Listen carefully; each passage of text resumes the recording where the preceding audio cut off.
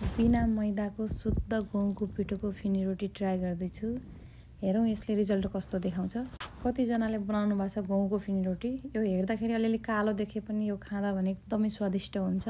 यो मन त मेरो नेपाली हो है। अब नेपालमा तिहार आइरहेछ। अब यहाँ त के दसैँ के तिहार जस्तो हुन्छ। यो तिहारको झन् महत्त्वै छैन यहाँ त। ठुलो लोरी पनि बेलेर भइसके। अब म साँठो लगाउँदैछु। यो साँठोको पिठो भने बिल्कुल बजारको चामलको पिठो हो। त्यसमा घिउ मात्रै राखेर मोलेको थिएँ मैले। नेपालमा 5-6 जना आफन्तहरूसँग बसेर गफ गर्दै रोटी बनाउँदै कस्तो आनन्द हुन्थ्यो है। अब यहाँ त मनले त्यतातिर सम्झे पनि जे सोचे पनि मान्छे भने एक्लै नै हो। अब एक्लै पहिला ठुलोरी बेलेर सक्छु अनि त्यसपछि सबैलाई एकैचोटि पठार्छु अनि त्यसपछि बल्ल ताई अन गरेर अब एकैचोटि पुर्याउने हो। अब यहाँ एक्लै छु के गर्नु। एक्लै भए पनि बनाउनु मन लाग्छ, रहर लाग्छ अनि ट्राई गरिहालौँ नि त। भए होस् नभए नहोस् भनेको अब कस्तो हुन्छ हेरौँ।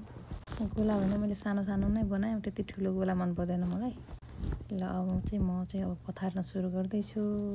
सबैलाई एकैचोटि पठार्छु अनि यो एक्लै फिनी रोटी चाहिँ अलिकति अप्ठ्यारो हुँदो रहेछ क्या। अब गोला सुक्छ, अब त्यो पठारेको सुक्छ भन्ने हुन्थ्यो नेपालमा। अब यहाँ सुके नि के गर्नु। अब कोही मान्छे छैन साथ दिने।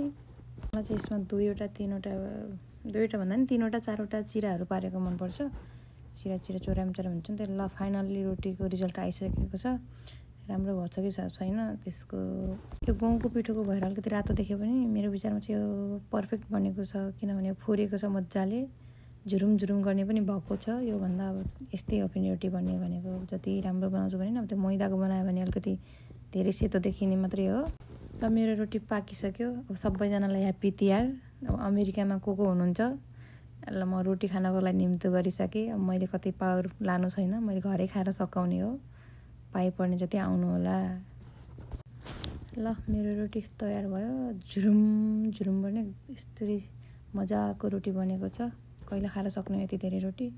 Thank you for watching. Bye bye everyone.